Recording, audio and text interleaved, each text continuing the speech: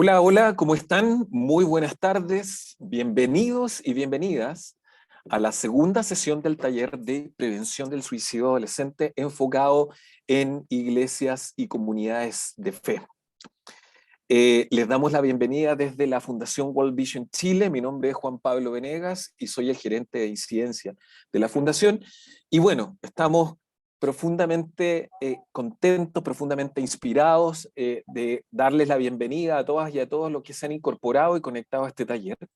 Y obviamente el taller, les contamos que surge en conjunto con la Red de Iglesias Evangélicas Red Chile Cuenta Conmigo, junto con la Fundación World Vision, y es parte de la campaña Creando Protectores de Infancia, cuyo objetivo es capacitar a diversas personas de comunidades de fe para trabajar en temáticas que afecten la vida de los niños, niñas y adolescentes.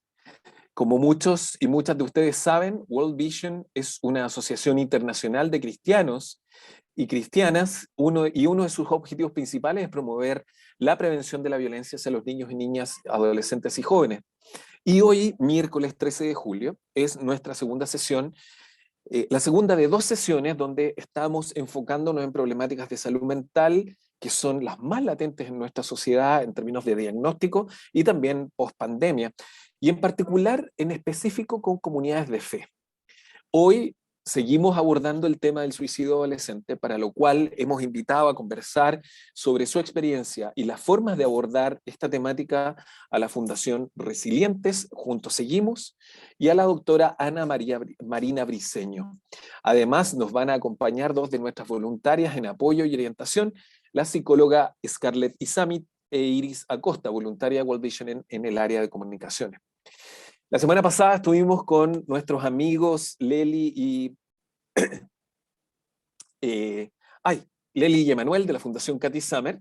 Conocimos su experiencia y cómo trabajan con iglesias a nivel nacional, entregando acompañamiento, herramientas necesarias para el abordaje del suicidio en un contexto eclesial y escolar.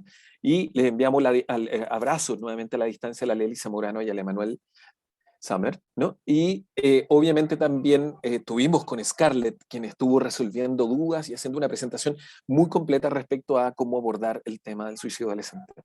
Esa sesión está disponible en nuestro canal de YouTube, Chile Cuenta Conmigo, y en caso de que deseen acceder al link, lo dejaremos en el chat durante esta sesión. Y entendemos que a quienes ya participaron también les fue enviado a su correo electrónico. Recordarles a todas y a todos que estas sesiones están siendo grabadas, así que las vamos a subir a la plataforma. Por lo tanto, si tienen alguna consulta y no quieren aparecer en cámara, pueden escribir en nuestro chat o abrir el micrófono y hacerlo sin cámara para poder responder al final del taller. Pero obviamente el chat es la mejor comunicación que tenemos. Bueno, para empezar y dar inicio a esta segunda versión y al primer tema, les queremos presentar a la Fundación Resilientes. La fundación se inicia en agosto del año 2020 y están a puertas de cumplir 2 años aportando en el área de salud mental y prevención del suicidio, y tienen como prioridad estar abiertos a la comunidad en general, pero también reciben casos de iglesias. Su director es el señor Alex Casanova, constructor civil de profesión, y su coordinadora técnica es María Soledad Cerda, docente de profesión. Ellos son matrimonio, ¿no? La organización cuenta con un equipo multidisciplinario de 22 voluntarios. Hoy nos van a orientar sobre su trabajo en base a los factores protectores y cómo a partir de ahí nos entregan una reflexión para fortalecer a las iglesias como una red de protección y prevención importante para la prevención del suicidio. Recuerden dejar sus preguntas en el chat y para finalizar se van a responder sus consultas. Así que dejo con ustedes a Alex Casanova y a María Soledad Cerda. Bienvenidos, María Soledad y Alex. La pantalla es vuestra. Muchas gracias, Juan Pablo. Muchas gracias por la invitación. Para nosotros es una bendición poder estar en esta conexión junto con ustedes. Entiendo que son de varias partes de Sudamérica y de Colombia, leí, de Venezuela, también de Chile, así que para nosotros es un honor estar acá. Como decía Juan Pablo, soy de profesión constructor civil, quizá una profesión muy distinta a lo que son las ciencias sociales, pero llevo bastantes años trabajando con la juventud, yo creo que unos 20 años aproximadamente, y son temas que me apasionan, que lo estudio, lo trabajo, y bueno, y esta fundación nace también por una experiencia personal en mi adolescencia, que también tuve ahí temas de ideación suicida, y me di cuenta también sobre la soledad que se vive en ese momento tan gris, tan complejo. Entonces por eso nace Fundación Resiliente, para poder apoyar y contribuir también a la sociedad y a las entidades cristianas, ¿ya? Bueno, nosotros también somos cristianos, hemos trabajado también en contexto eclesiástico, y claramente queremos ser un apoyo también para las iglesias. Y bueno, también le presento a mi esposa, a María Soledad, que va a hablar sobre un tema ahora. Hola, ¿cómo están todos y todas? Es un gusto para nosotros estar acá con ustedes, perdón. Gracias por la invitación. Y bueno, como decía ahí Alex, mi esposo, este es un tema bastante complejo, pero muy importante poder conversar sobre esto, ¿ya? Sacarlo a la luz. Así que gracias por hacernos parte de estas conversaciones. Estuve viendo también la semana pasada que lo que se estuvo conversando, muy interesantes herramientas ahí educativas para todos nosotros. Y bueno, quiero contarles que nosotros nos llamamos Resilientes, juntos continuamos, y resilientes es un concepto que se usaba al principio en la física para describir estos objetos que al manipularlos son flexibles y vuelven a su posición, a su forma, y luego lo adoptan las ciencias sociales, la psicología, para poder entender, ¿cierto?, describir a las personas que son resilientes, que pueden superar, ¿cierto?, superarse frente a situaciones complejas de la vida, y no solo superarlas, sino que aprender de ellas, ¿cierto?, ser flexible frente a los cambios y poder salir fortalecidos, ¿ya? Por eso es nuestro nombre, y bueno, y juntos continuamos, lo vamos a ir también comprendiendo un poquito más adelante. Bueno, nuestro trabajo ahí, como decía también, ¿cierto? Es hace casi 2 añitos solamente, y venimos trabajando en base a los factores protectores en el riesgo suicida. ¿Ya? Ahí yo les quise compartir una fuente de la OMS. Esto que aparece acá es referente a la etapa escolar, pero también lo podemos nosotros utilizar para comprender mejor cuáles son los factores protectores a nivel de las personas, ¿ya? Y bueno, esto actúa en 3 dimensiones o en 3 niveles, individual, ¿ya? Porque las personas, ¿cierto?, los individuos, al tener habilidades como por ejemplo la resiliencia, ¿cierto?, habilidades para poder resolver problemas, conflictos, ya esto es un factor protector individual, ya el poder tener un sentido de vida, ¿cierto?, un proyecto, un propósito de vida, la capacidad, la habilidad para automotivarse, una autoestima saludable, ¿cierto?, y esta capacidad de pedir ayuda. Estos son factores individuales, ¿ya? Y que también estos pueden ser desarrollados en las personas. También los factores protectores están a nivel familiar, ¿ya? ¿Y a qué se refiere esto? A que la familia es cierto, el origen, es el núcleo importante para el desarrollo de habilidades individuales.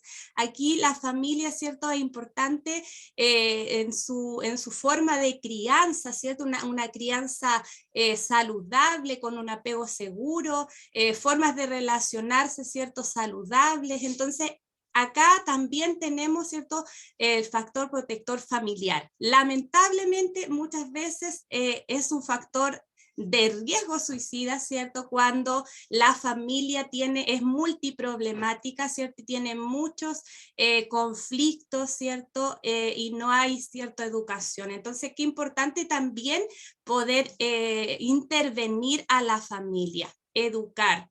Y también está el nivel ambiental, que esto tiene que ver, ¿cierto?, con mis relaciones con los demás, con mis redes de apoyo, y aquí entra todo lo que son estas redes de apoyo, ¿cierto?, como por ejemplo los clubes deportivos y otras también espacios, y también la iglesia, ¿ya? La iglesia entra en este nivel, ¿cierto?, de protección, que debiese ser, ¿cierto?, un factor también protector para las personas, ¿ya? Y bueno, por eso nuestros objetivos están centrados en esto, ya nuestro objetivo general, ahí también como lo compartí en el principio, es poder contribuir en cuanto a la salud mental y la prevención del suicidio, pero en base a dos niveles, a dos enfoques, que es poder concientizar y educar en cuanto a la salud mental, ¿ya? Y a la prevención del suicidio, y también el acompañamiento. Y por eso nosotros también, ¿cierto?, tenemos en nuestro nombre el Juntos Continuamos, porque para nosotros es importante el acompañamiento, ¿ya? Y lo hacemos a través de las psicoterapias, de los grupos de apoyo y de los seguimientos a través de las tutorías, ¿ya? Esos son nuestros objetivos, y bueno, Alex va a conversar con ustedes sobre nuestras estrategias de intervención, que también están basadas en estos factores protectores. Sí, bueno, nuestra estrategia de intervención se divide en cuatro bloques. La primera es la alimentación en redes sociales. Bueno, en el mundo que vivimos, ya las redes sociales es parte de nuestra vida, entonces hemos tenido que también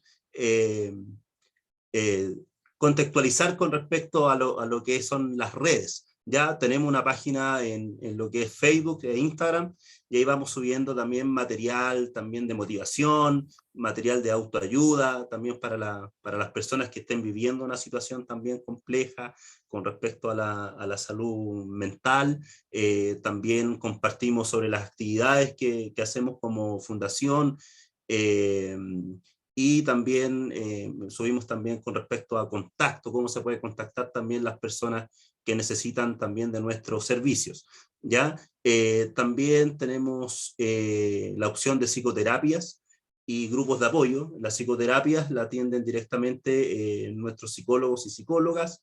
Aproximadamente son como 6 o 7 psicólogos que están atendiendo ciertos usuarios que necesitan terapia, también a un bajo costo, ya un bajo costo relacionado al mercado, para que también ellos puedan atenderse y puedan ir solucionando también su psicopatología.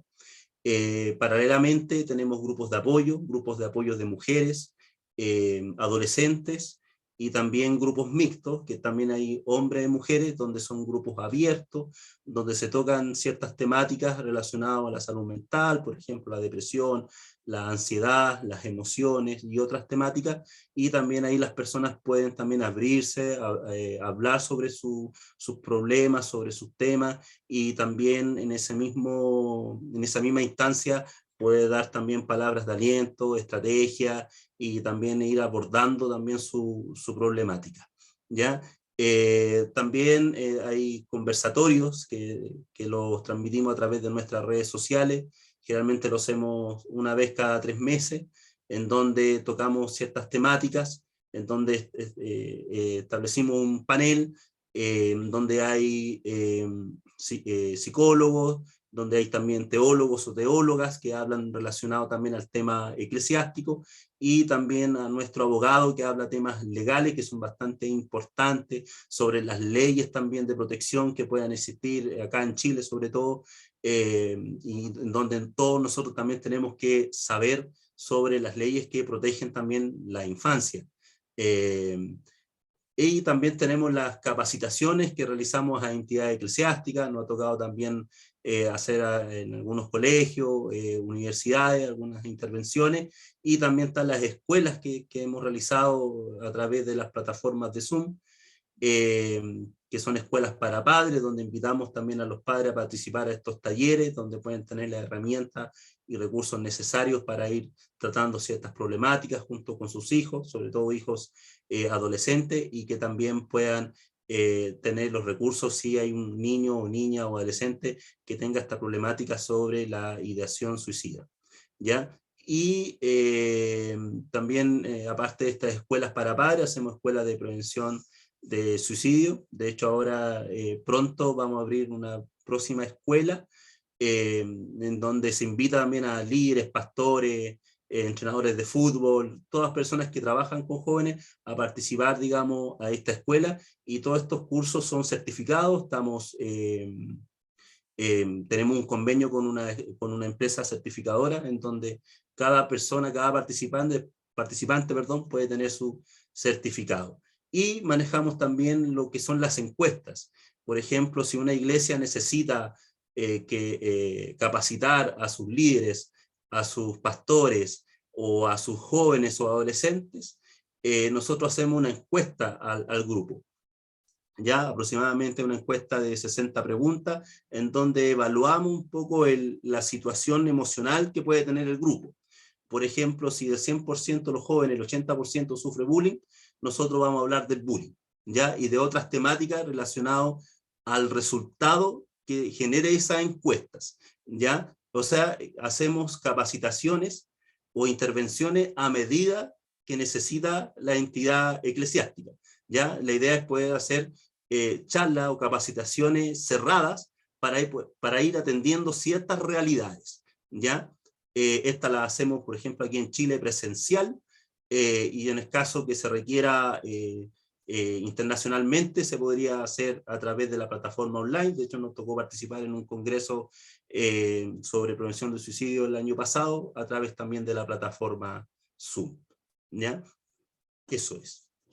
Sí, bueno, ahí como ustedes ven estamos trabajando en los enfoques, en los factores protectores, ¿cierto? A nivel individual, trabajamos con las personas, en la psicoterapia y grupos de apoyo, a nivel familiar, con las familias, con los padres, madres, cuidadores, y ambiental con las iglesias y las instituciones, ¿cierto?, que acogen a las personas. En un principio estábamos con el grupo etario solo adolescentes y jóvenes, pero nos dimos cuenta que esto es una temática, ¿cierto?, que hay que abordarla a nivel también de comunidad, ¿cierto?, con todo el contexto, ¿ya? Así es que estamos ahí trabajando, es todo un desafío. Agradecemos a las personas que son parte de Fundación Resilientes, que son alrededor de 22 personas, que nos ayudan ahí, psicólogos, tutores y bueno, como decía Alex, también siempre abiertos al voluntariado de otras personas que quieran integrarse. Pero no queremos solo hablar de nosotros hoy día, queremos dejar ya para terminar una reflexión sobre la iglesia. Ya la iglesia tiene un papel fundamental en lo que es la prevención del suicidio, y por eso queremos compartir esta imagen donde aparecen muchos conceptos que los podemos asociar a principios bíblicos de nuestra fe, ya nuestro llamado como cristianos, el poder acompañar, el poder, ¿cierto?, acoger, el poder amar a nuestro prójimo. Entonces creemos que la iglesia debe tener un papel muy importante en lo que es la prevención del suicidio. Lamentablemente todavía este tema es un tabú en muchos lugares, hay muchos mitos que, bueno, el miércoles pasado ahí Scarlett mostraba los mitos y los aclaraban bien, y bueno, necesitamos, ¿cierto?, seguir educándonos en estos temas para poder empatizar realmente con las personas que forman parte de las comunidades de fe. Sí, es importante que la iglesia sea un factor de protección. Es una realidad el tema de la salud mental. Acá en Chile el 20% de las licencias médicas son por depresión. Entonces la depresión es una realidad. Lastimosamente en la iglesia todavía se habla que un cristiano no puede tener depresión, pero es una realidad que tenemos. De hecho, y no tengo miedo de decirlo, yo, cristiano, director de una fundación, yo tengo depresión, me atiendo con un psiquiatra y no tengo temor de decirlo libremente, porque es una realidad que estamos viviendo, y sobre todo post pandemia, ¿ya? Y la iglesia necesita tener estos recursos, estas herramientas, porque la gente nos necesita a nosotros para poder acompañarlo. Por eso, bueno, también Fundación Resiliente se llama Juntos Continuamos, porque necesita ese apoyo. A veces las redes, por ejemplo, de salud, que tenemos sobre todo acá en Chile, no ofrece esta ayuda, este acompañamiento. Por eso también nosotros tenemos tutoras y tutores que llaman a nuestros usuarios, a nuestros 187 usuarios que están en la fundación, para darle una palabra de aliento, para decirle, oye, podemos juntos, motivar. Y por eso también es importante que todos los que trabajamos en esta red cristiana, que es muy buena, muy potente, poder motivar también a esas personas que están con ese problema, con esa problemática. De hecho, hay muchas personas que a veces en la iglesia tienen miedo de decir, oye, sabes que yo tengo depresión, sabes que yo estoy viviendo este tema de salud mental, porque piensan que a lo mejor puede tener un problema espiritual. pero no es así, es una realidad que estamos viviendo lamentablemente y que tenemos que apoyar a esa persona, ya sea a mujeres, hombres, jóvenes, niños y adolescentes. Ya tenemos que ser empáticos, tenemos que tener recursos de prevención, respeto, poder conocer a las personas para poder dar un buen consejo, acompañarlo, muy importante la compañía, ser solidario, poder acoger y generar también estas redes de confianza. Sí. Así que muchas gracias a World Vision, a Chile Cuenta Conmigo, a todos estos movimientos, ¿cierto?, que están promoviendo la educación en estas áreas, porque creo que ese es el inicio, ¿cierto?, de cambios, de mejoras y de poder crecer también como iglesia, ¿cierto?, en lo que es el acompañamiento y el amor. Así que ahí les dejamos nuestros contactos por si les interesa conocer más de nosotros y si también les podemos ayudar en algo, estamos ahí también a su disposición. Y nuevamente les agradecemos mucho la oportunidad. Muchas gracias. Gracias, Juan Pablo. Un aplauso gigante para ustedes, Alex y María Soledad, un aplauso tremendo de todos los que estamos aquí presentes. Nos han dado un testimonio maravilloso, no solo desde lo personal, sino también como pareja, pero obviamente en lo que venimos promoviendo desde World Vision con la red Chile Cuenta Conmigo, desde hace ya casi 4 años que venimos trabajando con las iglesias, los organismos basados en la fe, con un ejemplo, con una acción social concreta, y en particular, en este caso en específico, claramente abriendo temas que son temas complejos, temas difíciles, pero frente a los cuales tenemos acción, tenemos un abordaje especializado, profesional, pero también con nuestro sentido identitario cristiano, ¿no? Clave el testimonio que nos acaban de dar, yo en particular mencionarles que dentro de las causas de muerte de los jóvenes,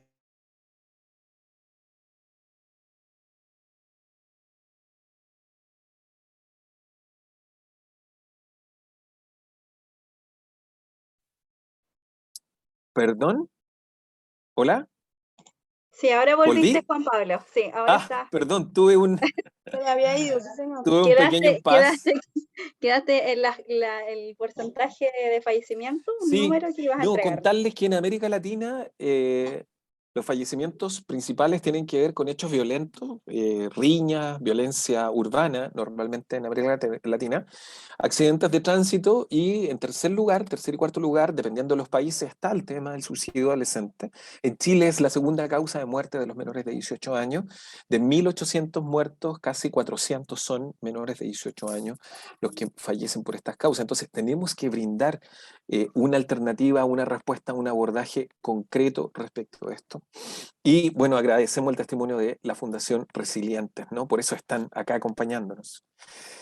En una segunda instancia tenemos una invitada maravillosa también, una segunda charla que nos trae hoy la doctora Ana Marina Briceño Arias. Ella es médico cirujano de la Universidad de Chile y psiquiatra infantil y de adolescentes de la misma casa de estudios, ¿no?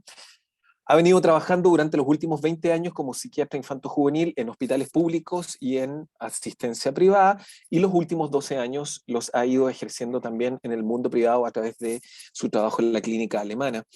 Ha realizado diversas investigaciones y escrito en publicaciones científicas sobre psiquiatría en adolescentes, así como también ejerce como docente de pregrado y posgrado en universidades nacionales. Ha sido expositora en congresos médicos y ha colaborado. Disculpen, ¿alguien tiene por ahí? Le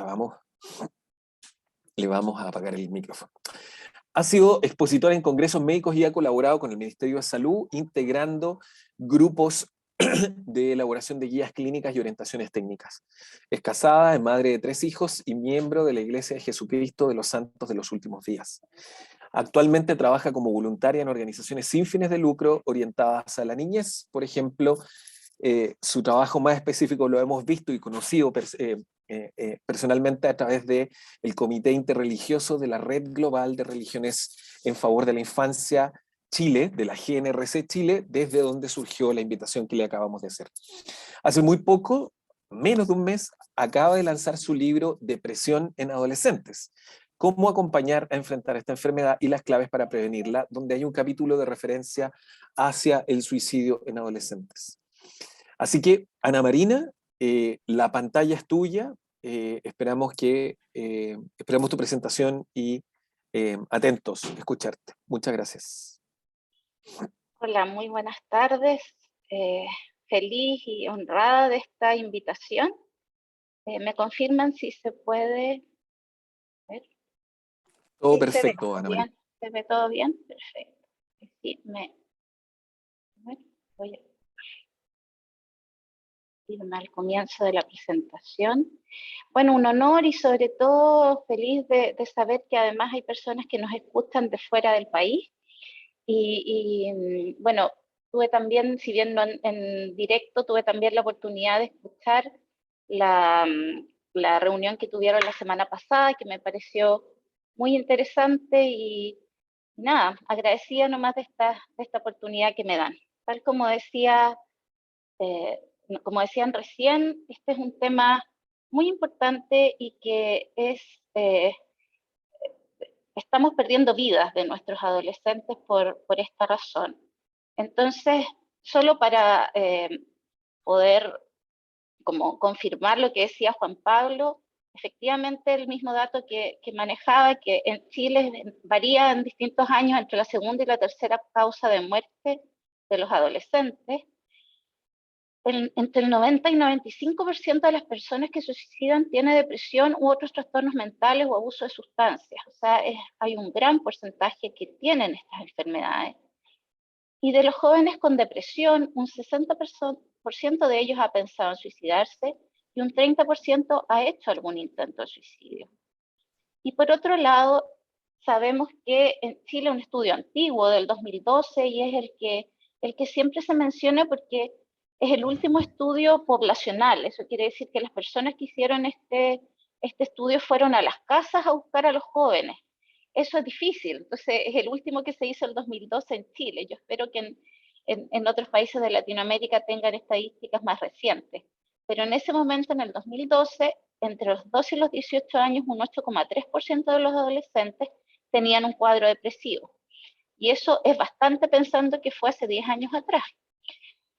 Posterior a la pandemia hubo un estudio latinoamericano que desarrolló la UNICEF con metodología online y ellos mostraron que un 27% de los adolescentes tenían síntomas ansiosos y un 15% de los adolescentes tenían síntomas depresivos. Y otro estudio chileno del año pasado en universitarios, ahí ya fue mucho más, planteó que un 74% de ellos tenía síntomas depresivos durante la pandemia. Y yo creo que todos los que hemos trabajado, los que trabajamos con jóvenes, sabemos que si ya antes de la pandemia veníamos con dificultades y veníamos viendo muchos jóvenes con síntomas depresivos, después de la pandemia esto se nos incendió, ¿verdad? Y es algo que es demasiado frecuente y yo creo que este 74% puede ser un poco lo que estamos viendo, ¿verdad? Ahora, algo importante es que en el mismo estudio de la UNICEF planteaban que un 40% de quienes sintieron que necesitaban ayuda no la pidieron. Y que solo un tercio de las personas con depresión en nuestros países recibe tratamiento.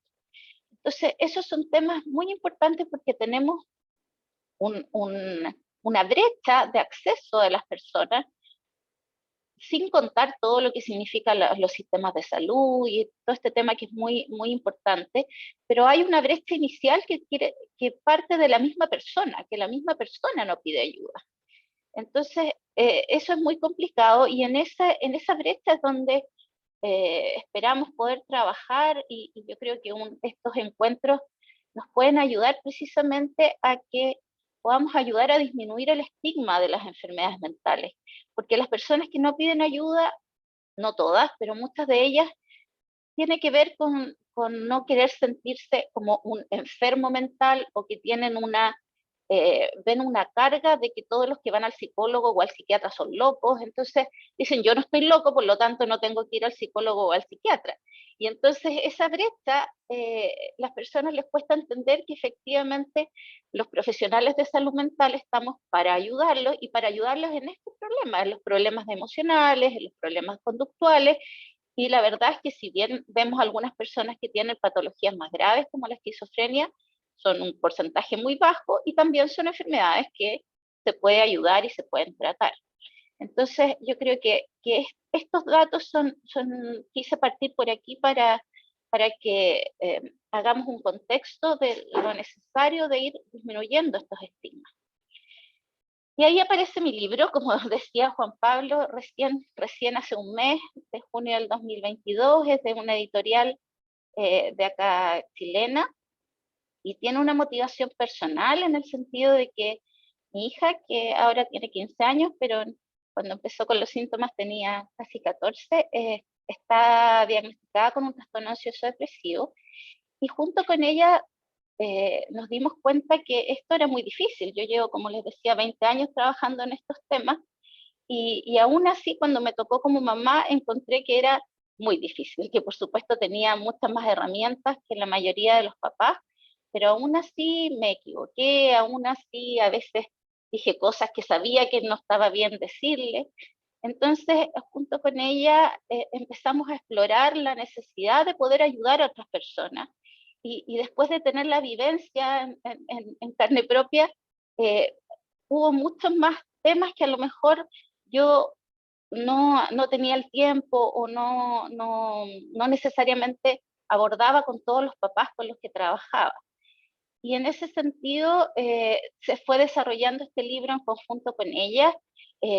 Y bueno, y lo otro que quise poner acá, esto de mostrarnos vulnerables, que yo creo que ha sido un continuo en estas dos sesiones, en el miércoles pasado y hoy, de plantear que estas son cosas que nos pueden pasar a todos, que no son las personas débiles que tienen depresión, que no son las personas sin fe que tienen depresión, que no son las personas frágiles, que son enfermedades, y así como todos nos podemos enfermar de COVID o como todos nos podemos enfermar de un riñón, todos nos podemos enfermar también de depresión, y sobre todo en este mundo que está tan difícil y en que nos han tocado situaciones extremas como estos 2 años encerrados. Entonces, en el fondo, entender que son situaciones que nos pueden pasar a todos y que también ocurrió en mi casa con mi hija, y entonces esto que decían la semana pasada los papás de Katy Sommer, que en el fondo es importante mostrar que son cosas que nos pasan a todos, y de esa manera vamos a poder ir también disminuyendo el estigma del que hablábamos anteriormente. Estos son los capítulos del libro para contarles. El primero, este es un libro dirigido a papás, a profesores, a personas que trabajan con jóvenes pero que no son profesionales. Probablemente los profesionales de salud mental muchos de estos temas ya los manejan. Ahora hay un par de capítulos que yo les he recomendado especialmente a mis amigas psicólogas y psiquiatras, que yo creo que también que puede ser una novedad, digamos, que no es lo que manejan habitualmente. ¿Qué es la depresión? ¿Qué debo hacer si sospecho que mi adolescente tiene depresión? El tratamiento de la depresión, mitos, temores y realidades. El cuarto capítulo es de cómo me comunico con el adolescente con depresión, qué sirve y qué no sirve. Este yo creo que es lo que con mi hija que más queríamos escribir, porque más que es en el fondo qué decir y qué no decir. Hay tantas frases que se vuelven como casi cliché y que mucha gente dice frente a alguien con depresión, como por ejemplo la típica frase tienes que poner de tu parte, que es una frase para mi gusto macabra, porque en el fondo implica que la persona considera que la depresión es voluntaria, o sea, que si está enferma es porque no se ha esforzado lo suficiente.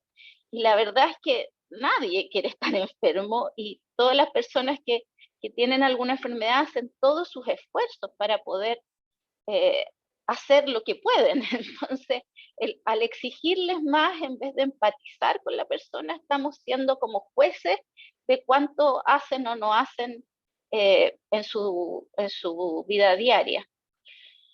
¿Cómo le pongo límites al adolescente si tiene depresión? Ese es otro capítulo bien que yo creo que puede ser útil para los papás, porque a pesar de estar sufriendo una enfermedad, también hay que poner límites. No podemos permitir que hagan todo lo que quieran porque eso no es bueno para ellos, no porque no queramos hacerlo. Entonces, pero también hay formas, o la idea es ayudar a buscar formas en las cuales se puedan poner límites de una manera tranquila y sin generar mayores problemas en las relaciones. Alguien está rayando la presentación, así que yo no me manejo mucho, disculpen por eso. Bueno, está el capítulo de suicidio, como contaba Juan Pablo, y también otro capítulo que creo que puede ser útil tal vez para algunos profesionales incluso, que tiene que ver con la depresión y las redes sociales, y que ahí también, tanto como los capítulos anteriores, el aporte de mi hija es clave, porque es ella, como adolescente, la que más está en redes sociales, entonces es la que más aportó de qué es lo que pasa en redes sociales respecto a la depresión. ¿Cómo afectan los distintos ambientes en la depresión del adolescente? En ese sentido hablamos de la familia, de los colegios, pero también de los ambientes religiosos, de los ambientes sociales, de las amistades, del deporte, etc. El penúltimo capítulo habla si se puede prevenir la depresión y también cómo evitar recaídas. Cuando una persona ya está con una depresión, cómo evitamos que vuelva a enfermar. Y las causas más comunes de la enfermedad. Y finalmente, el último capítulo se trata de qué pasa con las emociones de los padres en este proceso y relevar un poco la importancia del autocuidado, ¿verdad? Porque en general estas son enfermedades de largo aliento en que estamos mucho tiempo apoyando y acompañando a nuestros adolescentes, y en los cuales todas las situaciones son distintas, pero hay algunas que son de mucha intensidad emocional, de riesgo vital incluso. Entonces, por supuesto que los padres viven estas emociones muy intensamente, y eso también genera desgaste, genera cansancio, y entonces el último capítulo habla un poquito de eso y qué podemos hacer para autocuidarnos y cuidar a quien tenemos al lado. Ahora, solo para resumir, y bueno, y porque hay una audiencia bien diversa, plantearles algunos de los síntomas, o los síntomas de la depresión según el DSM-5, que es el libro que usamos los psiquiatras y psicólogos para hablar de estos temas. En la depresión, los dos síntomas más importantes son el ánimo depresivo, triste o irritable, y aquí hay un tema importante porque el ánimo no siempre en los adolescentes, la depresión es la depresión de las películas o de los libros, de la persona que no se mueve, sino que a veces es la irritabilidad, y entonces por eso los padres se confunden y piensan que lo que les pasa es solo la edad del pavo o la típica irritabilidad de los adolescentes, y resulta que esta irritabilidad a veces tiene que ver con una depresión. La anedonia, que significa la dificultad o incapacidad de sentir placer en las actividades habituales, y este síntoma, que es más habitual en los adultos, es menos frecuente en los jóvenes. Entonces también los papás nos confundimos porque pensamos que cómo va a estar deprimido si se ríe con las amigas, o cómo va a estar deprimido si quiere ir a una fiesta. Y resulta que a lo mejor la única energía que le queda la usa para esa fiesta o para esa junta con las amigas, y resulta que igual tiene una depresión, a pesar de que logra hacer ese esfuerzo para disfrutar en ese momento o en esa situación puntual. Tenemos cambios en el apetito, ya sea aumento o disminución, en el sueño, que puede también ser poco sueño, el insomnio o el exceso de sueño. A veces disminuye la energía o tienen francamente fatiga. Otro síntoma que se nos olvida a veces, o que no tenemos tan frecuente, y que a mí me gusta mucho hablar de eso con los jóvenes, son los sentimientos de culpa o de inutilidad, porque el sentimiento de culpa genera como un círculo vicioso con la depresión. El sentimiento de culpa es un síntoma, por lo tanto yo me siento culpable, pero al sentirme culpable, a veces por cosas reales, pero a veces por cosas que no tengo ninguna culpa, digamos que no son mi responsabilidad, pero como me siento culpable, más me deprimo y entonces entro como en un círculo vicioso que genera, si yo no sé que este sentimiento es un síntoma y es como tener tos si es que tengo una neumonía, o sea, es algo que es propio de la enfermedad, si yo no lo sé, como que creo que soy culpable, entonces me siento más mal conmigo mismo, incluso me trato mal y entro más en esta espiral depresiva. También hay cambios en la motricidad que puede aumentar o disminuir. Y, bueno, alteraciones en la concentración, lo que hace que algunos tengan dificultades en las notas, pero no todos, como muy bien se habló la semana pasada. Y finalmente los pensamientos, ideas, planes o conductas suicidas son parte de la depresión, son uno de los síntomas de esta enfermedad. Ahora lo que quise hablarles un poco es cómo preguntar. Ya se dijo la vez pasada, y lo dijo, si no me equivoco, Scarlett, que preguntar sobre el suicidio está muy estudiado que no genera conductas suicidas. Entonces está bien que lo preguntemos. De hecho, nosotros como psiquiatra y probablemente también los psicólogos, hay que preguntarlo cuando alguien viene con depresión, porque necesitamos saber qué tan grave es la situación y qué es lo que necesitamos hacer para ayudar a esa persona. ¿Y cómo lo preguntamos? Son estas, diría yo, las preguntas como básicas. Y partimos como de menos a más, ¿cierto? ¿Has pensado en la muerte? ¿Has tenido deseos de morir? Eso es como lo primero. Y bueno, y si nos van diciendo que sí, seguimos avanzando, ¿cierto? Si nos dicen que no, nunca he pensado en la muerte, entonces es poco probable, o sea, no quiere decir que nunca ha pensado en suicidarse tampoco, ¿cierto? Vamos como escalando. Entonces, si nos dice sí, ha pensado en la muerte, preguntamos si ha pensado en suicidarse. Y la tercera pregunta es si ha pensado cómo hacerlo, que esto tiene que ver con un plan. Y finalmente preguntamos si lo ha intentado hacer previamente. Y es muy importante cuándo fue la última vez, porque es muy distinto si lo hice hace 5 años, así lo hice ayer, ¿cierto? En términos de lo agudo de la situación y las medidas que tenemos que tomar. Y entonces, esto es como una escalada, ¿cierto? Las personas, y lo puse así como en una pirámide, porque también tiene que ver con la cantidad de personas que pasan por estas etapas, por decirlo así, o fases. Acá abajo deberíamos estar, espero, la mayoría, ojalá todos nosotros, ¿cierto? Sin siquiera estar en la primera etapa de la escala, de la pirámide.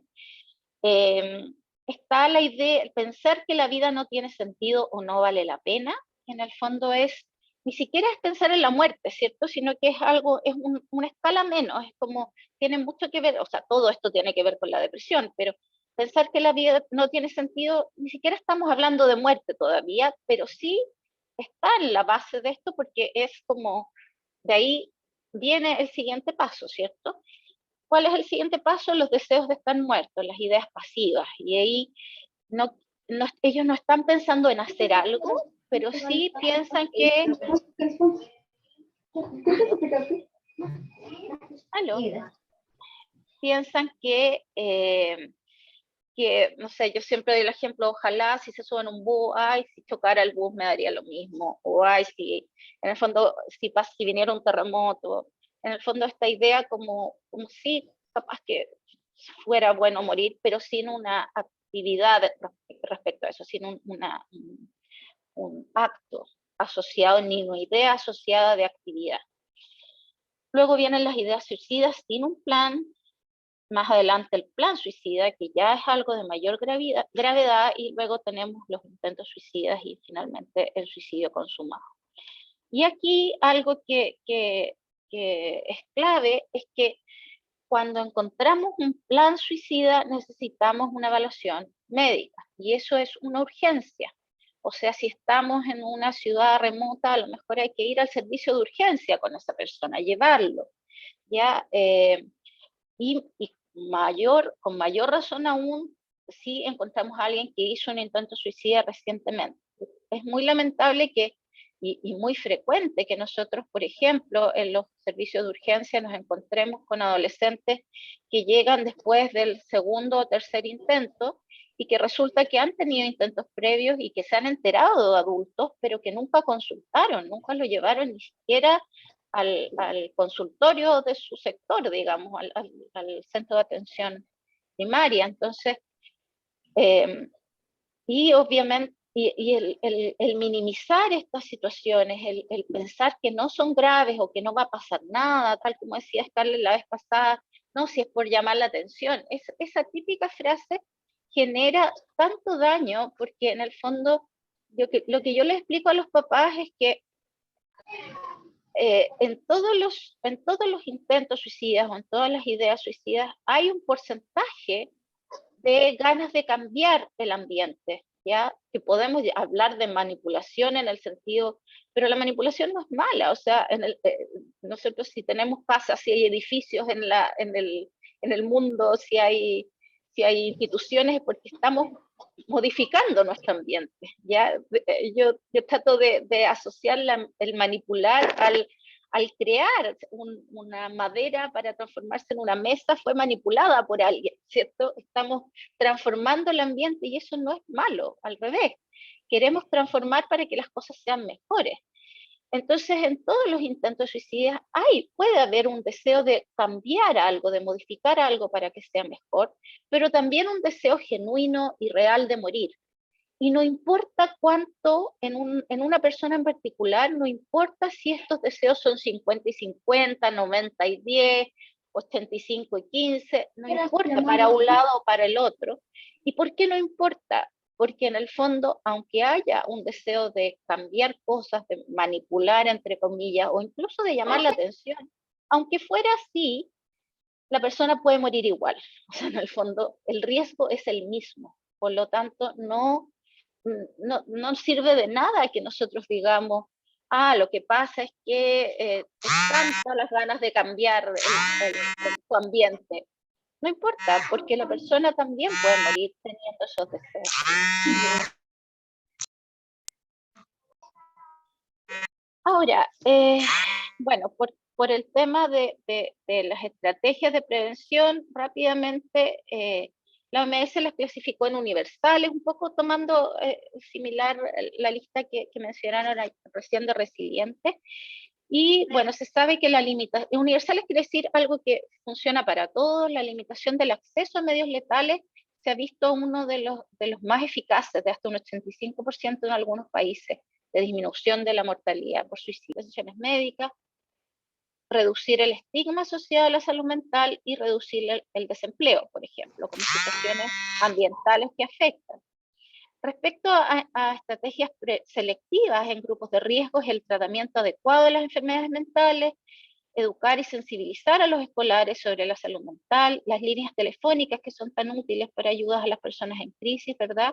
El seguimiento de los pacientes, que escuchaba recién que en la Fundación Resiliente lo hacen, y eso es una gran ayuda, y todas las prevenciones de violencia intrafamiliar, maltrato, abuso, bullying, ciberbullying, todo esto que prevengamos, obviamente, estamos previniendo que haya personas que tengan ideas o conductas suicidas. Y finalmente, en una persona en particular, es muy importante entender que es difícil porque los adolescentes son impulsivos por su edad, y estas escaleras, esta pirámide que les mostraba, lamentablemente un adolescente puede tener una mala noticia un día y estar en la última y saltar a una de las más superiores rápidamente. No es que digamos, no, es que están un mes en cada etapa, entonces no es así. Esto es muy variable y muy fluctuante por la misma naturaleza de los adolescentes en términos de ser impulsivos y de que cambian sus circunstancias tan rápidamente.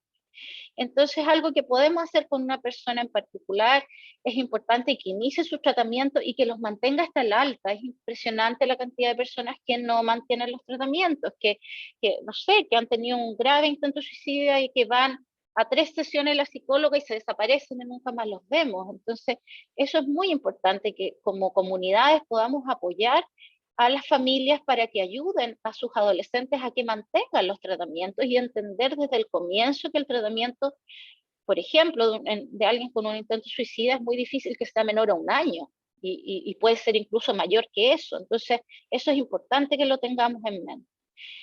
Los entornos protegidos son fundamentales, el poder eliminar todos los elementos de riesgo que pueda haber alrededor, que pueda la persona utilizar para dañarse, y a veces necesitamos cuidado permanente, 24/7, u hospitalización incluso en casos necesario. Bueno, escuchaba también de la semana pasada un caso puntual que planteaban de alguien con un intento de suicidio y que seguía con ideación activa, y ese caso la verdad es que si me hubiera tocado verlo a mí, habría que hospitalizarlo, digamos, o por lo menos tener un cuidado 24/7 de disminuir los riesgos. Entonces, por supuesto que sabemos que que las realidades de los servicios de salud son muy diversas y que a veces no están las facilidades para realizar estas intervenciones, pero por mi experiencia la mayoría de los colegas lo intenta, y a veces tenemos chicas hospitalizadas en la urgencia o en pediatría porque no hay camas de psiquiatría, pero por lo menos se hace lo posible para poder protegerlas. Bueno, y para terminar entonces, los mensajes más importantes es que muchos adolescentes ocultan intencionalmente sus síntomas depresivos y por lo tanto son difíciles de identificar, que ante la duda es mejor consultar de más que de menos, que si su adolescente pide ayuda, dele gracias por su confianza y llévelo a una relación profesional. Es muy raro que alguien pida ayuda de más. Siempre consultar a un profesional si tiene ideas suicidas o si ha tenido autoagresiones, y que todos los adolescentes con depresión necesitan psicoterapia como tratamiento. La psicoterapia se usa en todas las depresiones, y cuando la depresión es moderada o severa, es decir, tiene más síntomas, también necesitan tratamiento farmacológico. Tratar a tiempo y adecuadamente la depresión es una estrategia de prevención de suicidio, y ojalá que podamos luchar todos contra el estigma de las enfermedades mentales, ¿cierto? No criticando a terceros porque tengan problemas de salud mental, evitando caricaturizar o tratar de locos a otras personas, no sé, en la televisión o que conozcamos a nuestro alrededor, empatizar con quienes tengan estas enfermedades, y bueno, lo que estamos haciendo todos los que estamos aquí hoy día, que es hablar abiertamente de estos temas que hemos vivido nosotros o que han vivido otras personas cercanas. Para terminar, esta escritura en Corintios que dice: bendito sea el Dios y Padre de nuestro Señor Jesucristo, Padre de misericordias y Dios de toda consolación, quien nos consuela en todas nuestras tribulaciones, para que podamos también nosotros consolar a los que están en cualquier tribulación, con la consolación que nosotros somos consolados con Dios. Me encantó porque esta red de consolación, es cierto, de poder ayudar a otros con el consuelo que hemos recibido, yo creo que de eso se trata un poco. Muchas gracias. Muchísimas gracias a ti, Ana Marina. Ha sido, no sé cómo decirlo, mencionarlo, pero muy iluminador. O sea, muchos aplausos, mucha atención, mucha reacción en el chat. Hay varias preguntas. Creo, Scarlett, si estuviste también mirando, vi ahí tus aplausos. Si estuvimos viendo las consultas, hay mucha gente que está diciéndonos que están interesados en tu libro, que están trabajando con adolescentes en particular, que es muy interesante como un material donde se puede comprar, pero en particular hay algunas consultas, no sé si Scarlett las quieres manejar tú, las vamos mirando. Hay algunas muy personales y muy particulares, una donde hay alguien que habla de su hija que tiene depresión hace 4 o 5 años. ¿Cómo la abordamos? Dime, Scarlett, ¿cómo las vamos mirando? Sí, primero gracias a los expositores, súper rico escucharlo y es muy bonito siempre poder seguir aprendiendo también de personas que siguen trabajando en las temáticas, así que gracias a Resilientes, que ahí también tengo el honor de conocerlo, y a Ana Marina también por escucharlo. Y yo creo que en realidad varios podemos ir respondiendo, entonces podemos ir revisándolas y ir respondiéndolas quizá entre todos. No sé qué les parece a Resilientes, a María Soledad, y a Alex y a Ana Marina, y a Iris también. ¿A que me hagan así? Sí, claro. Hagan dedito para arriba, sí, perfecto. Ya, sí, aquí están. Súper. Entonces, a ver, hay una, no sé si es pregunta o testimonio, pero quisiera mencionarlo. Dice, estoy ayudando a una amiga porque su sobrino la semana pasada intentó atentar contra su vida, intentó suicidarse, vive en Curicó, ayúdenos a orar para tener sabiduría para ayudarlo, ¿no? Les urge el trabajo con adolescentes. No sé si alguien quiere profundizar de Resilientes o tú, Ana Marina, en términos de cómo ir abordando el trabajo con adolescentes. cómo reaccionar. De pronto la pregunta es más bien cómo reaccionar como comunidad también para apoyar a quienes están viviendo como familia una situación de este tipo. Es una pregunta que me surge a partir de los testimonios que vimos. Hay una pregunta que está mencionada en función de los aspectos que tú mencionaste también, Ana Marina, que dice que, o un comentario, dice, en algunas ocasiones los propios adolescentes hablan de querer morirse como si fuese una broma. ¿Cómo abordamos ese tipo de circunstancias o situaciones? Y hay una última que quisiera poner sobre la mesa, que dice, tengo una hija que tiene depresión, hace 4 o 5 años atrás intentó quitarse la vida tomando quetiapina, lograron salvarla en el hospital y hace 3 años nuevamente intentaba hacerlo y pidió hospitalizarse. Ahora está en terapia en el hospital de Osorno. ¿Qué nos sugieren ustedes en términos de esto, de las terapias, por ejemplo, ¿no? En términos de darle continuidad, dónde acudir? Alguien nos pregunta por ahí, ¿qué pasa si algo se nos va de las manos y no se sabe dónde acudir? Porque muchas veces no nos atienden donde llegamos, ¿no? Y quisiera quedarme ahí, hay algunas más, tal vez las abordamos en unos minutos, ¿les parece? No sé quién quisiera iniciar su intervención. Sí, Ana Marina quizá, pues me parece No, súper sí, interesante. yo quería Te iba a dar el pase de rescatar, todas maneras. gracias, sí. Yo quería, no sé, partir por algo que yo he hecho como, lo he considerado como costumbre en el fondo, ¿no? Como les decía, tengo 3 hijos y es verdad que a veces toman estos temas como a la broma. O al revés, a veces lo están tomando en serio, o sea, están hablando efectivamente de una ideación suicida y cuando uno les dice, oye, pero mira lo que dijiste, vamos a hacer algo, ah, no, era broma. Esa es una clásica respuesta de los jóvenes cuando quieren, como, cuando les da susto un poco lo que dijeron. Entonces, yo creo que algo que podemos hacer como comunidad, y por lo menos lo que yo he intentado hacer en mi casa y con las personas que me rodean, y claramente también con mis pacientes, decir que la muerte y el suicidio no es una broma nunca. Por lo tanto, cada persona que hable, y no es una broma en ningún sentido, o sea, yo hace poco, bueno, escuchaba la semana pasada de alguien, hace muy poquito, que le dijeron que un compañero de curso le dijo al otro, creo que fue precisamente en la sesión de la semana pasada, que se matara. Entonces, en el fondo, a lo mejor ese niño, y el niño hizo un intento suicida, entonces, a lo mejor ese joven puede haber sido, no podemos juzgar las intenciones, no lo conocemos, pero, y si fue una broma, tienen que saber que no es una manera de hacer broma, que nunca al hablar del suicidio o de matarse es una broma y que por lo tanto cada vez que alguien hable de eso se tomará en serio, se llevará a evaluación profesional y en el fondo será considerado una situación de mucha gravedad. Yo creo y eso podemos partir desde pequeñitos, enseñándolos y enseñando a los que son profesores, los que tienen a cargo jóvenes. Me parece que es algo muy importante de enseñar desde que partan diciendo ese tipo de cosas. No sé qué opinan de Resiliente o si quieren tomar otra pregunta.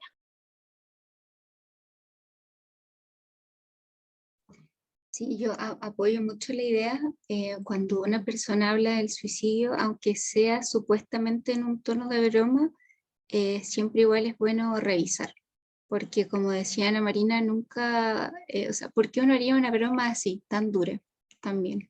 Generalmente si queremos trabajar algo de humor, lo vamos a decir con algo realmente divertido, pero la muerte no es algo con lo que se bromea, entonces aunque una persona lo diga de broma, igual es una señal de alerta. Yo recuerdo mucho una familia, una persona, no voy a dar datos obviamente ni nada personal, pero que la mamá decía, sí, es que él siempre me decía que se iba a tirar por la ventana, que se iba a colgar, y nunca lo vio como algo real. No fue un paciente, es una persona que yo conozco de mi vida personal.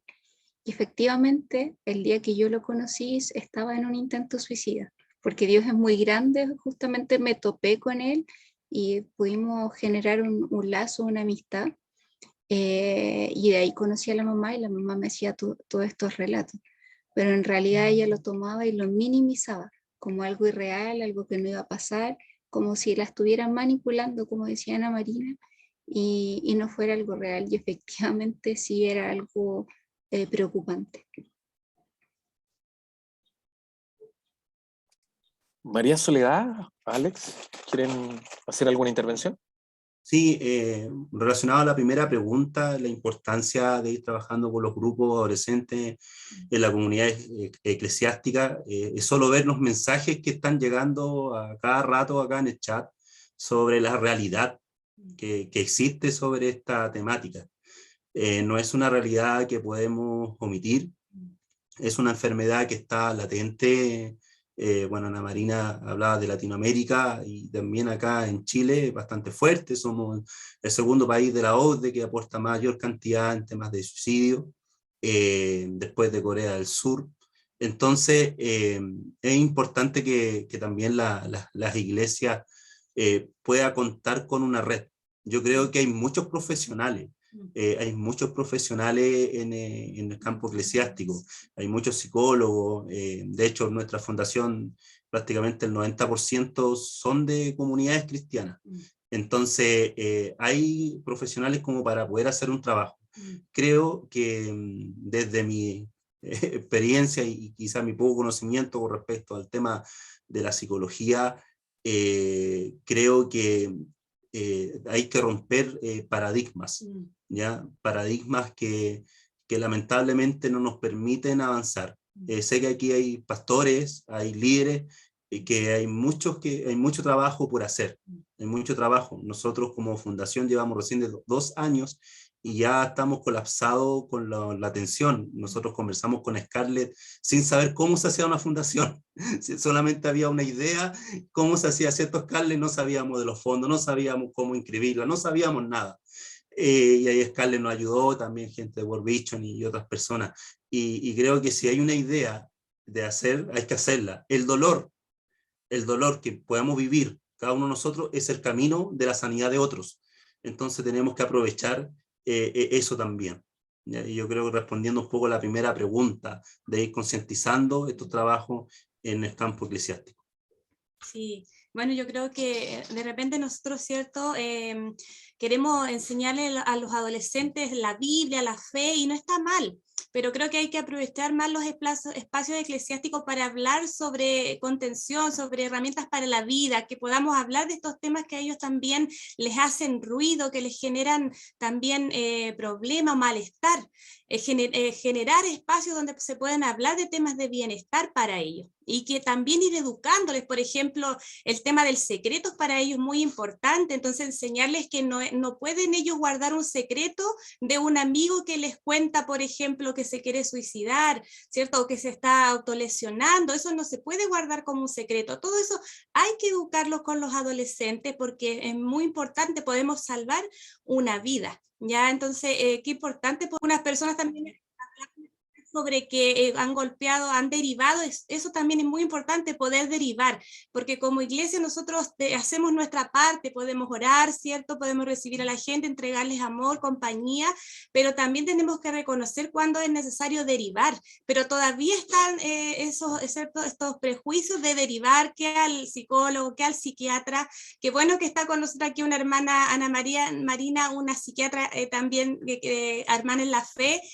para poder ir derribando esos mitos también en la iglesia, porque todavía cuesta mucho que las personas cristianas deriven, pero también ahí podemos salvar vidas, derivando, ¿cierto?, a los profesionales. Algunos decían que era muy difícil, que no los atendían, pero hay muchos fonoayuda, hay fundaciones, hay también, bueno, dependiendo de las regiones, de las comunas, también es la atención del COSAM, pero hay comunas que se está haciendo un buen trabajo, hay que golpear puertas, hay que seguir, porque lamentablemente en Chile todavía estamos escasos de este apoyo en salud mental, todavía no se genera cierta esta conciencia de lo necesario que es, así que hay que golpear puertas, llevar a la familia, ayudar, buscar, pero es necesario derivar cuando ya vemos que están autolesionándose los chicos, ¿cierto? Que hay intentos, ya hay que empezar a derivar.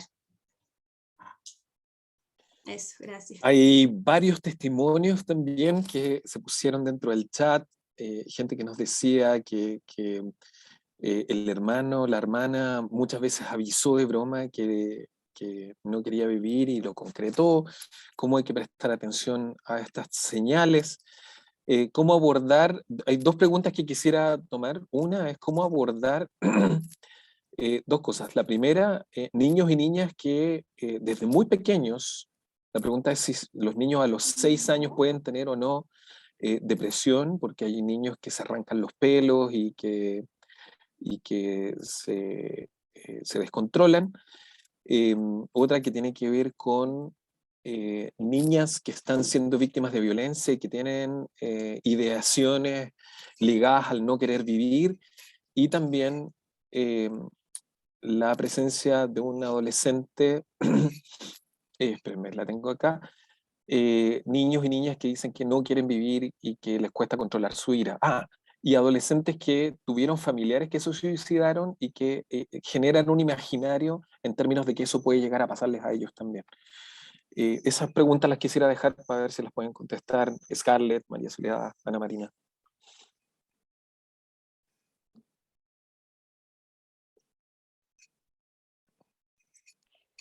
Sí, bueno, respecto a al tema de la edad, solo, no es para asustarlos, pero yo la clase que me enamoró de la psiquiatría infantil se llamaba psicopatología del bebé, y los bebés se pueden deprimir.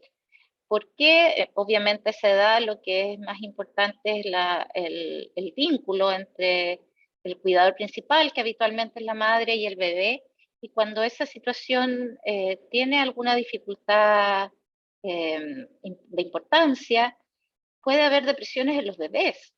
O sea, hay eh, registros históricos de bebés que fueron huérfanos en las guerras y que estaban hospitalizados en lugares en que no tenían cuidadores, estamos hablando de la Primera, Segunda Guerra Mundial, y que los niños pequeños ni siquiera crecían teniendo alimento y teniendo sé yo, agua, techo, pero no tenían el afecto y el vínculo con un cuidador, y eso disminuía y afectaba francamente su crecimiento físico.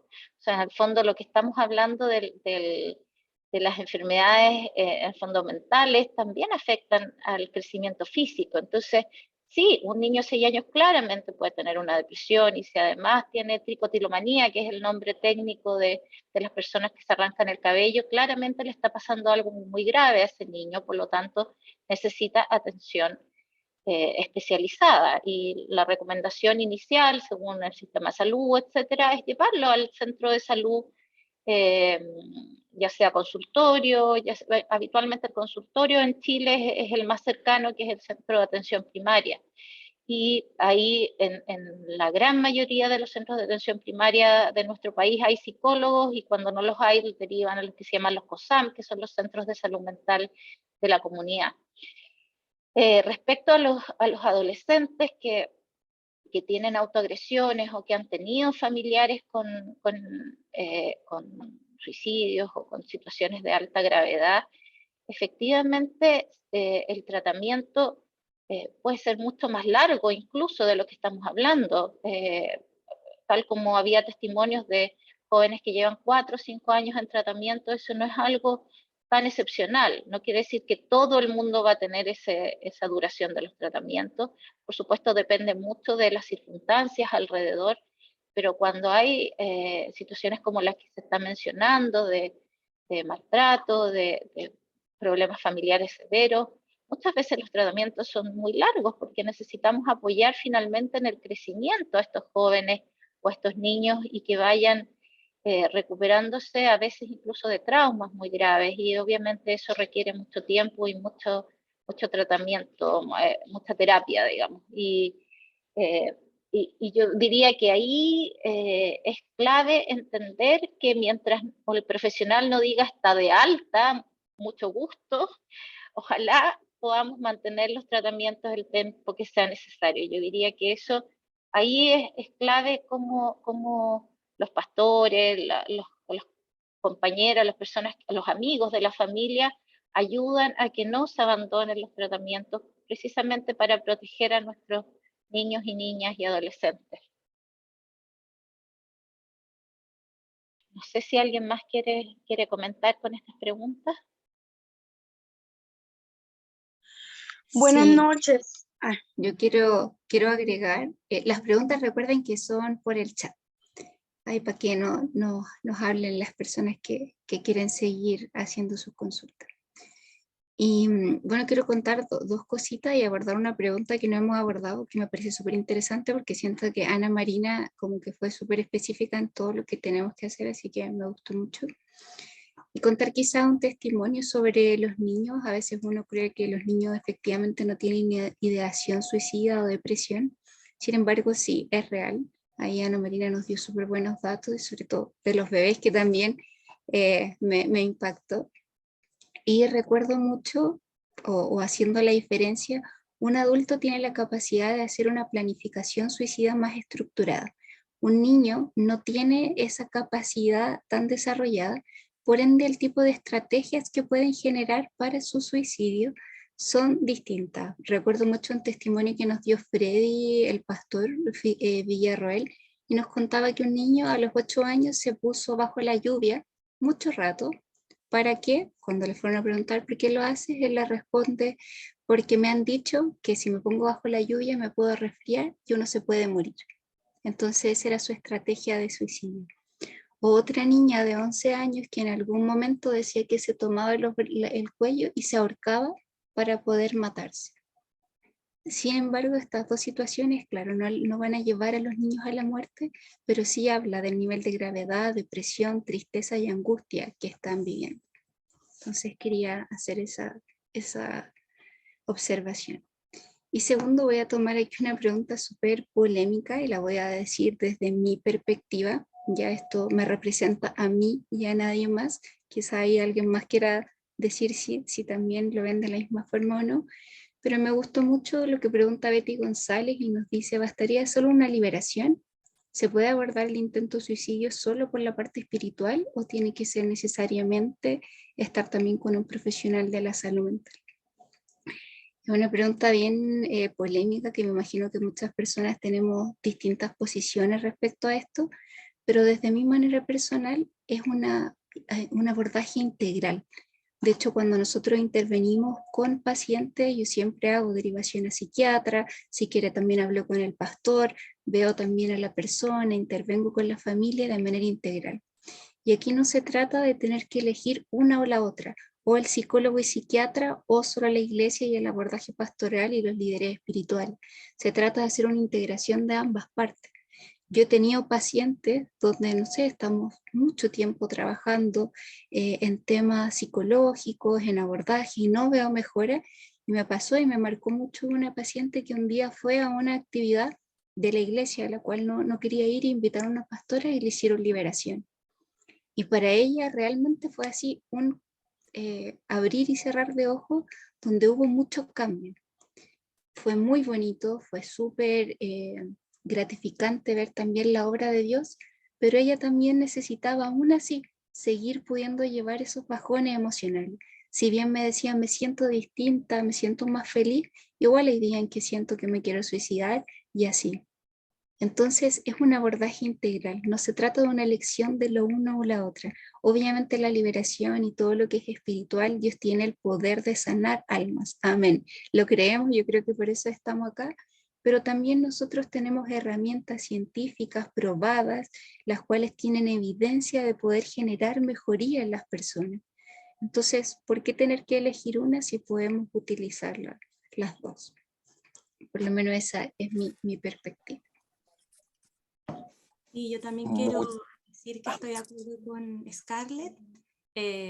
Bueno, nosotros tenemos una experiencia que nos sucedió atendiendo a un grupo de matrimonios jóvenes, ya donde en una pareja estaba el joven y él tenía un trastorno ya en salud mental, pero nosotros no teníamos la información. ¿ya? Y me acuerdo que nosotros lo veíamos complicado y que tenía problemas con su pareja y todo, entonces lo abordamos desde lo espiritual, ¿cierto? Orando, el tema de la liberación, la consejería, la derivación a los pastores, todo el trabajo, pero este joven intentó suicidarse, ¿ya?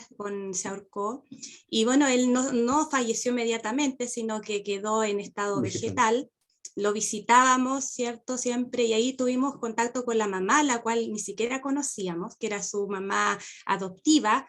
Él era adoptado, y ahí la mamá nos contó que él de muy pequeño tenía estos trastornos, ¿ya? Y que él necesitaba tomar medicamentos, pero él no los estaba tomando, y no estaba también siguiendo su tratamiento. Entonces ahí nosotros, bueno, ahora después de esto fue hace harto años, ahora nosotros aprendiendo todo este tema, nos dimos cuenta que, claro, nosotros lo acompañamos, ¿cierto? En la iglesia, lo ayudamos en ese sentido, pero no indagamos, no vimos su realidad, ¿cierto? Donde él necesitaba, no le hicimos este acompañamiento de que él pudiera ir al médico, de que siguiera su tratamiento, de que tomara su medicación, acompañar a la mamá también en este proceso. Entonces, a veces, ¿cierto?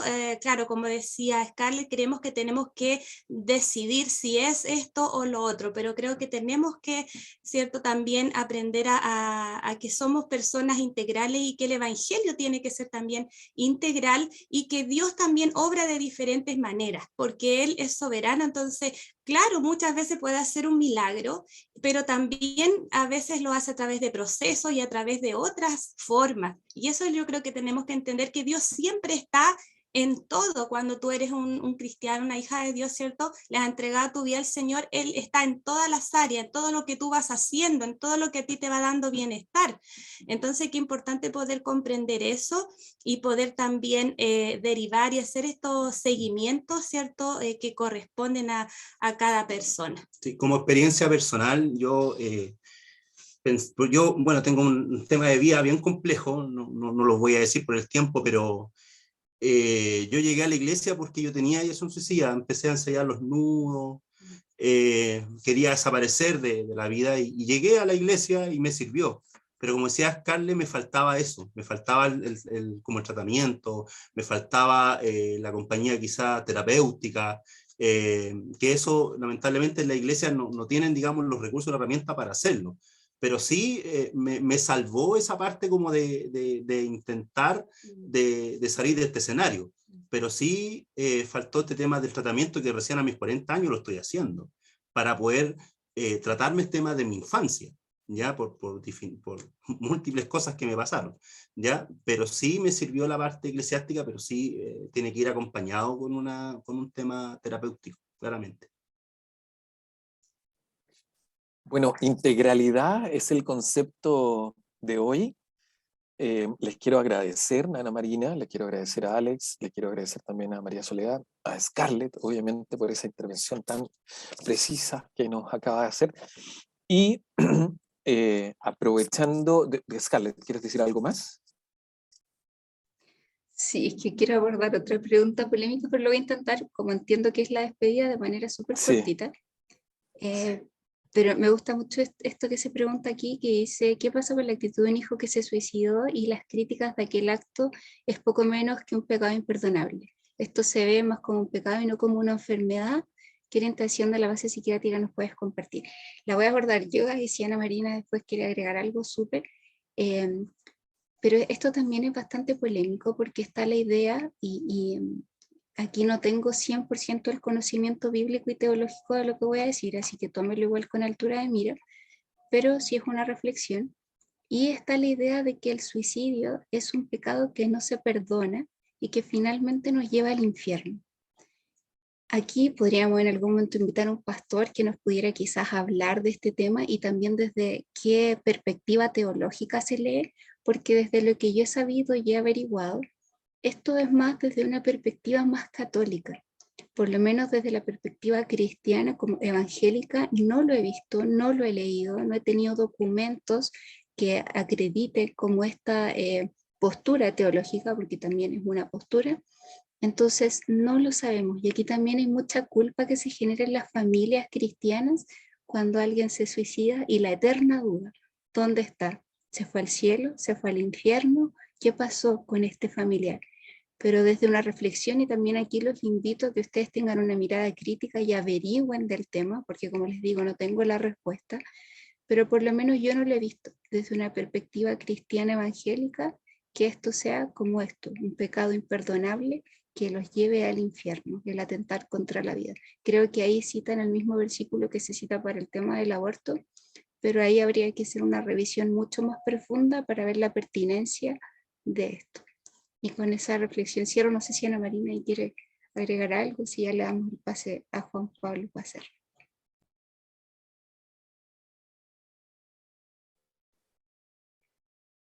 Ana Marina, Yo tú nos creo- dices. Sí, yo creo que estoy súper de acuerdo con lo que dice Scarlett. Yo creo que tenemos que considerar que hay enfermedades de por medio y las enfermedades pueden de una manera muy importante afectar nuestro albedrío finalmente. Entonces ahí es donde uno puede, por lo menos, bueno, desde mis creencias como miembro de la Iglesia de Jesucristo de los Santos de los Últimos Días, nosotros consideramos que el único que puede juzgar finalmente es el Señor. Y entonces Él sabe, Él conoce lo que está en la mente de las personas, Él sabe lo que pasó en el último minuto y no nosotros. Entonces, probablemente es mucho más complicado que un humano como nosotros pueda juzgar lo que ocurrió con esa persona. Entonces, y al revés, al considerarlo de esa manera, lo más probable es que hacemos daño a su entorno y también hacemos daño si, por ejemplo, alguien hizo un intento suicida y más encima lo rechazamos desde nuestras comunidades, en vez de ayudar y empatizar con esa persona que se salvó, digamos, puede ser que lo estemos rechazando y generando más daño. Entonces, creo que la mejor medida es apoyar, empatizar, entender que hay enfermedades y que nos nublan la mente y que entonces podemos desde una manera empática y generosa apoyar a esa persona y ayudarla a que salga de esa enfermedad. Eso. Muchísimas gracias, Ana Marina. Tengo la mano levantada de José Benjamín Reyes. José Benjamín, ¿tú quieres hacernos algún comentario? Está en silencio. Hola, soy pastor en Talcahuano y yo creo que una de las cosas fundamentales que tenemos que tener es la empatía. No sabemos por qué drama está pasando a la persona y que muchas veces la desesperación las lleva a tomar una decisión que afortunadamente no todo el tiempo se concreta en la muerte. Como pastor de nuestras comunidades, nosotros atendemos en caso de que se suicide, el suicidio sea real o se concrete, perdón. No hacemos discriminación de las personas porque consideramos de que cuando se solicita que podamos atender el servicio dentro de nuestra comunidad, estamos también dándole un poco de esperanza, porque yo no sé qué pasa en el último minuto con esa persona. En el instante previo a la muerte, cuando se da cuenta de lo que está viviendo, sea cual sea el método que utilice. Y aquí, como decía Ana Marina, el aspecto de que cada uno responderá frente al Señor. Ahora yo miro el Antiguo Testamento y me encuentro con que Saúl, para evitar caer vivo, él se echa sobre su espada. Entonces, y en el Antiguo Testamento no vemos ninguna reprensión frente a esta acción. Así que sería eso, hermanos, muy útil, muy digamos, informativo el tema y que nos va a ayudar para poder canalizar lo que a otras personas necesitan, que a otras personas puedan darle un sentido de vida, de esperanza en Cristo Jesús.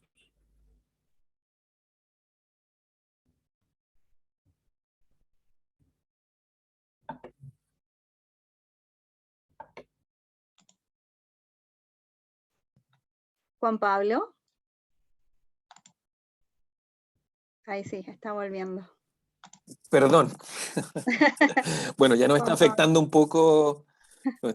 poco el internet, así que Quiero agradecer a nuestras presentadoras, a también las intervenciones de Scarlett y también del pastor que nos acaba de hablar, y quiero darle espacio a nuestra voluntaria Iris Acosta, miembro de la Iglesia Alianza Cristiana y Misionera de Maipú, fundadora del blog MED, Amigos de Jesús, espacio que entrena maestros y maestras de escuela dominical. Ella es maestra de niños y adolescentes y nos traerá una reflexión final para este encuentro. Querida Iris, la palabra es tuya. Muchas gracias, Juan Pablo. En realidad, bueno, quiero compartirles algo en torno precisamente a la palabra de Dios que tiene relación con lo que se ha estado compartiendo ahora en las últimas preguntas respecto a este tema tan importante, cierto que han tratado de tan buena manera también cada uno de los expositores estos días. Y quisiera compartir algo muy breve, dice, relación con una pregunta, ¿Jesús triunfante o triunfalista? Quiero compartir este texto de la Biblia que dice: Jesús y sus discípulos salieron hacia las aldeas de Cesarea de Filipo. En el camino les preguntó: ¿quién dice la gente que soy yo? Unos dicen que Juan el Bautista, otros que Elías, y otros uno de los profetas, contestaron. ¿Y ustedes quién dicen que soy yo? Tú eres el Cristo, afirmó Pedro. Jesús les ordenó que no hablaran a nadie acerca de él. Luego comenzó a enseñarles: el Hijo del Hombre tiene que sufrir muchas cosas y ser rechazado por los ancianos, por los jefes de los sacerdotes y por los maestros de la ley. Es necesario que lo maten y que a los 3 días resucite. Habló de esto con toda claridad. Pedro lo llevó aparte y comenzó a reprenderlo. ¿El mensaje de Jesús entonces es triunfante o triunfalista? Pareciera que el mensaje de la cruz no nos es suficiente a veces, y hacía clic con lo que decían hace un momento Scarlett, quienes estaban compartiendo. Es así como al compartir el sacrificio de la cruz, hemos agregado un pero, decimos Jesús murió en la cruz, pero resucitó, como si lo uno no pudiera ser validado por lo otro, sin lo otro. Y no hay mentira alguna en afirmar que además del sacrificio de la muerte redentora de Jesús, también él venció la muerte al resucitar. Sin embargo, a veces hemos decidido agregar triunfalismo al triunfo de Jesús, lo que nos lleva a presentar una vida de victoria en victoria más que un Cristo triunfante. Una presentación donde nuestra humanidad queda relegada a un segundo plano y pareciera que no hay cabida para identificarnos con aquel Jesús que horas antes estaba en el huerto de Getsemaní, angustiado por todo lo que vendría para su vida. Años atrás en la iglesia se cantaba una canción que decía: no puede estar triste un corazón que alaba a Cristo. No sé si alguno de ustedes la conocerá. Y por mucho tiempo se creyó o se compartió el evangelio como un lugar donde no había cabida para la tristeza, donde no había cabida para la depresión, donde no había cabida para que alguien no estuviera de victoria en victoria. Y de esa manera nos olvidamos un poco del consuelo, de la empatía, de la compañía sencilla que Jesús nos enseñó siendo aquel nazareno. Y lo hemos reemplazado por un camino de superación, de metas a cumplir. Entonces muchas personas que no pueden seguir eso no encuentran espacio en nuestras comunidades de fe. Creen que no están diseñados para vivir esta vida cristiana. Pedro, en su respuesta a la pregunta de ¿quién dicen ustedes que soy?, se apresura en responder, en decirle: tú eres el Mesías, Jesús. Pero con toda la carga que eso tenía en aquel momento, con este Mesías que iba a traer un reino victorioso que tal vez iba a aplastar a sus enemigos. Y por eso mismo Jesús se toma el tiempo para explicarle realmente lo que significaba que él fuera el Mesías, que significaba ser aquel enviado de Dios que triunfaría en una cruz, que triunfaría en donde pareciera que había sido derrotado, y lo digo entre comillas porque nosotros sabemos que no es así, y es ahí donde está el misterio de esa cruz, el triunfo oculto ahí. No era el tipo del Mesías que la mayoría del pueblo estaba esperando. Jesús era aquel Mesías que triunfaría muriendo, lejos del esplendor con el que muchos de sus discípulos contaban, y esto lo podemos ver en la actitud de Pedro al pedirle que no cuente esas cosas, que no hable de aquellas cosas que comenzó a describir Jesús, porque ese evangelio triunfalista no da espacio a un aparente fracaso. Me ha tocado acompañar a adolescentes, a jóvenes que han estado viviendo experiencias de depresión en medio del cristianismo. Y además que es tan difícil de sobrellevar la depresión por sí misma, muchas veces cuando nuestros jóvenes, nuestros adolescentes la tienen que llevar en el camino de la fe, tienen que además lidiar con el peso de que un cristiano no puede estar en esta condición, con el peso del deber ser, con el peso de que no puede haber tristeza, no puede haber depresión en alguien que ama a Dios. Y se agrega aún algo más de carga sobre él. Y entonces nos encontramos con que en nuestras comunidades de fe a veces no hay lugar para la tristeza y tenemos un verso entre el deber y el ser.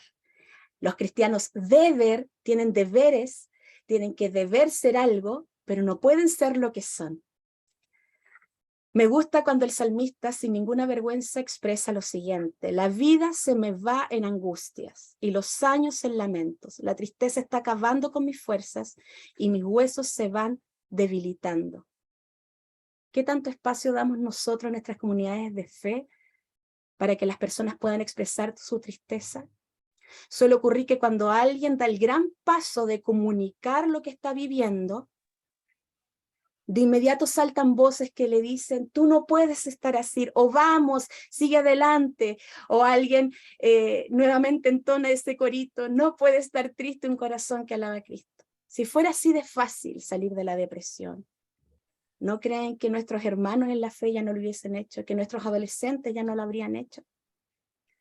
Pero tal como decían recién quienes me anticipaban, y lo decía muy bien Scarlett, no siempre el cristianismo se vive así, el cristianismo a veces también se vive por procesos.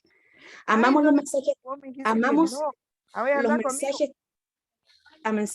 perdón, ahí sí. Amamos los mensajes triunfalistas, pero ¿qué pasa con aquellos mensajes que nos hablan de empatía? Romanos 12:15 dice, alégrense con los que están alegres, lloren con los que lloran. Cuando el dolor se vuelve insoportable y ya no quedan fuerzas, podemos presentar a aquel Jesús que nos recibe con nuestra tristeza pasajera y nuestra tristeza permanente. Un Jesús que está familiarizado con el dolor más profundo, que es capaz de entendernos y permanecer en nuestro lado. Espero que con lo que hemos escuchado de estas 2 semanas podamos, como miembros de comunidades de fe, dar espacio a aquellos hermanos que están atravesando por depresiones, dar espacio para que nuestros adolescentes puedan abrirse y puedan expresar lo que están viviendo y puedan encontrar compañía en cada uno de nosotros. Que el Señor les bendiga y espero que puedan reflexionar también en torno a esto. Gracias por escucharme. Muchísimas gracias, Iris. Un bonito cierre, un cierre que además nos sigue inspirando y nos sitúa también en términos de los espacios de formación que queremos hacer, no solo abordando los temas desde un punto de vista tal y como lo hemos venido haciendo las últimas 2 semanas, con testimonio, con experiencia profesional, con recomendaciones profesionales y con una mirada integral, ¿no? Ana Marina me dejó un mensajito, se tuvo que ir, les deja un abrazo sincero y gigante por esta invitación. Quiero agradecer también a María Soledad y a Alex, a Scarlett, a ti, Iris, al equipo del staff de Chile Cuenta Conmigo que estuvo detrás de las cámaras, apoyándonos ahí, ayudándonos con todo el soporte, a Leo, a Carlita, al equipo que nos estuvo ayudando con la difusión, a Marcela. Estamos orgullosos de tener hoy día, tuvimos más de 135 asistentes de muchos países de América Latina, felices de contar con prominentes invitados, veo por ahí a pastores como el pastor Emiliano Soto, como Benjamín, José Benjamín, como el pastor Marcos, que también nos acompañó, veo por ahí a Jaime, que imagino que es el pastor Jaime Carrillo de Adra, así que un abrazo gigante para ustedes, nos vemos, vamos a seguir con estos espacios de formación. Seguiremos con talleres preventivos de violencia hacia la niñez, pero para agosto estamos preparando algo que está relacionado más bien con el tema de los derechos fundamentales de niños, niñas y adolescentes, en particular en el contexto que está viviendo Chile respecto a lo que se espera sea o lo que se propone como una nueva carta constitucional. Así que nos vemos en el mes de agosto. Un abrazo gigante para todas y todos. Dios los bendiga. Adiós y buenas noches.